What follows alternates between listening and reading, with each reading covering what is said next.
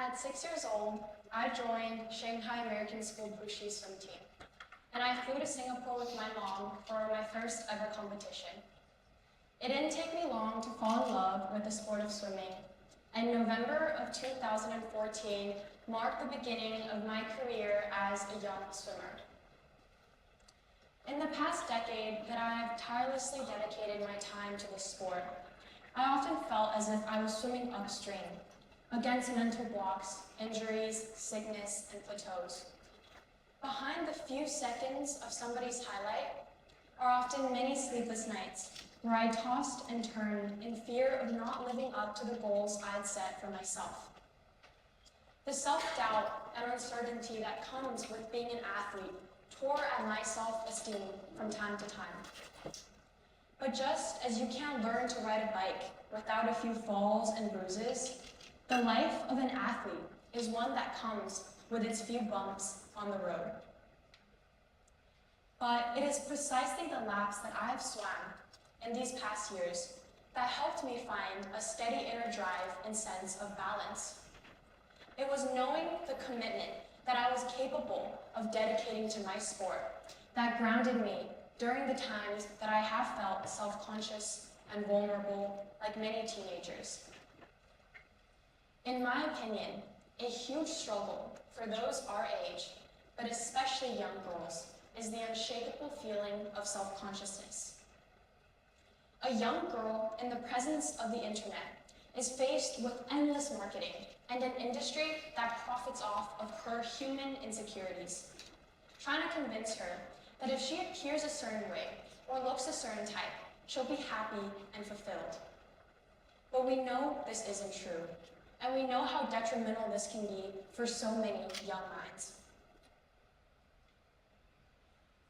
In my call with Sophie Fella, we talked about what it means to battle these cultural expectations, and how growing up with our Asian background, we often felt like we were held to this meticulous bar of being soft-spoken, delicate, and beautiful at all times. And beauty is defined through a narrow lens in Asia, with porcelain-like pale skin and small, thin frames. The problem is that these cultural expectations have its weight, and it teaches young girls that their already delicate sense of self should be tied to these cultural values. And they possess an outlook where they feel as if their bodies are almost commodities that ought to be viewed and judged, put on display for those to comment on. And the problem with outsourcing such a big part of your identity to the hands of others, which you have no control over, is that it will lead so many young girls down the path of becoming their own harshest detractor, magnifying each insecurity and flaw. In this relentless pursuit to be considered beautiful, they often go to lengths that hurt their bodies and their senses of self permanently. One thing Sophie told me, which I loved and could deeply relate to, is the idea that sports allowed her to back herself up. She told me in rugby, she and her teammates shared this term, back me up. We're out on the field.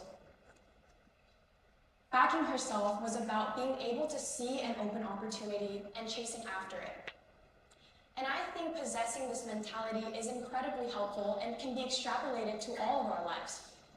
It teaches girls that sports will build a confidence within you, a confidence not born from thin air, but birthed from repetitive practice and overcoming grueling challenges that gives you a mindset where when you happen to see a goal or a direction you want to pursue, your first instinct is not to run away, but to give it your all at a shot to overcoming that dream of yours. And it wasn't until I got to swim with Camille Chung this summer, at the Hong Kong Sport Institute, where I understood firsthand what it means to back yourself through sport. Camille told me that some of the comments and the voices she heard growing up regarding her body and her behavior still stuck with her to this date.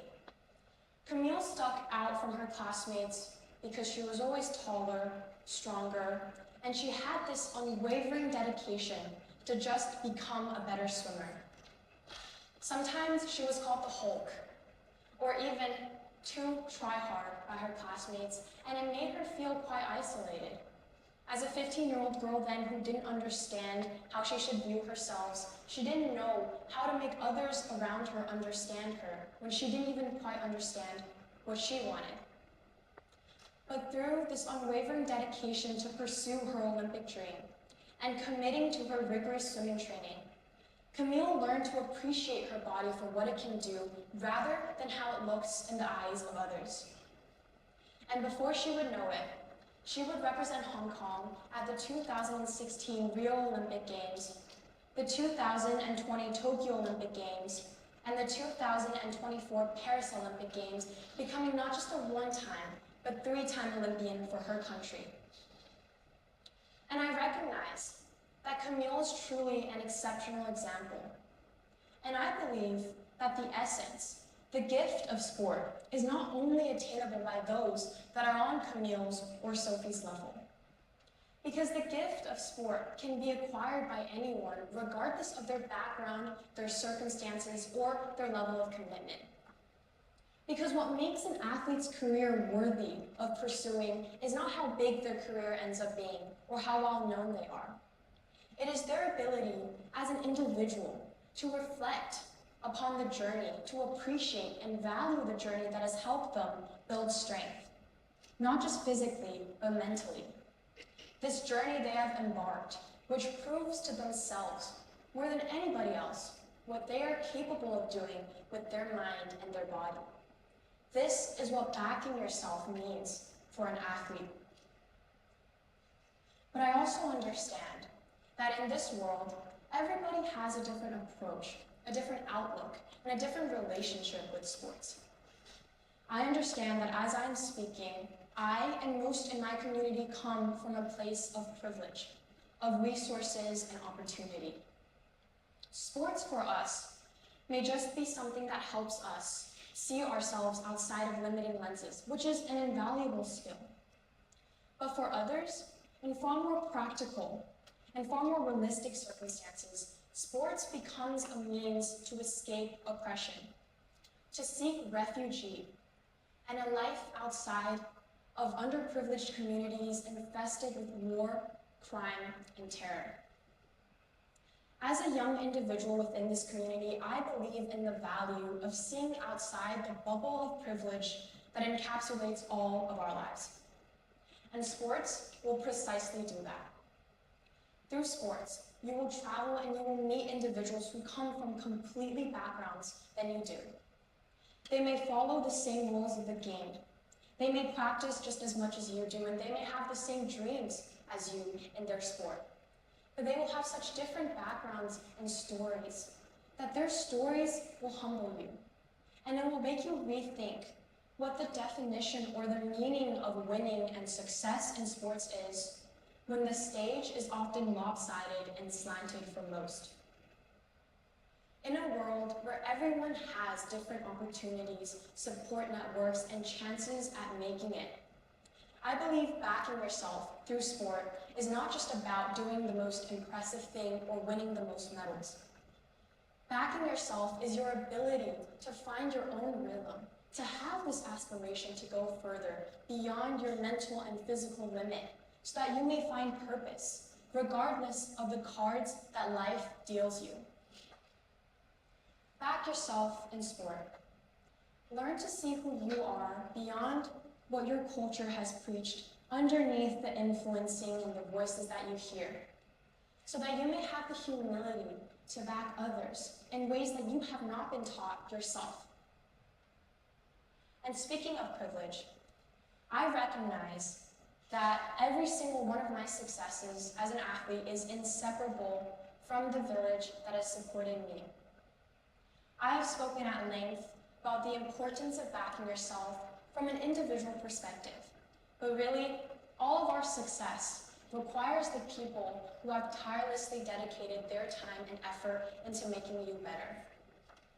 I may have put blood, sweat, and tears into swimming, but so have my father and my mother, who have stayed tirelessly beside me, so that I may go to practice every single day, Not having to worry about what my dinner is going to look like, or where I will sleep, and what the rest of my weeks may look like. This is an incredible privilege. My coaches and everyone on my team have dedicated their expertise into making me a better competitor. My friends and my teachers, whose companionship and support and understanding is often what makes the more difficult days more tolerable to endure, even though they may not always understand what I am doing exactly. Through sports, you will realize that you have a community of people, a support network that cares about you. They see who you are in your enduring qualities. They appreciate you for your heart, your grit, and your effort. They celebrate your wins at your best and are there for you when you're at your lowest. These are the kind of relationships that I've been fortunate enough to discover as an athlete myself. These relationships are what have often kept me grounded, have often reminded me of who I am and what I am capable of doing whenever I have felt lost and confused. Their faith and belief in who and what I will become is often what keeps me going and motivated to be better for them. These relationships are incredibly valuable, beneficial, and they're needed by us all, especially by a young girl who struggles to understand who she is and who she should become amidst all the noise and the distractions that surround her in her life. Thank you.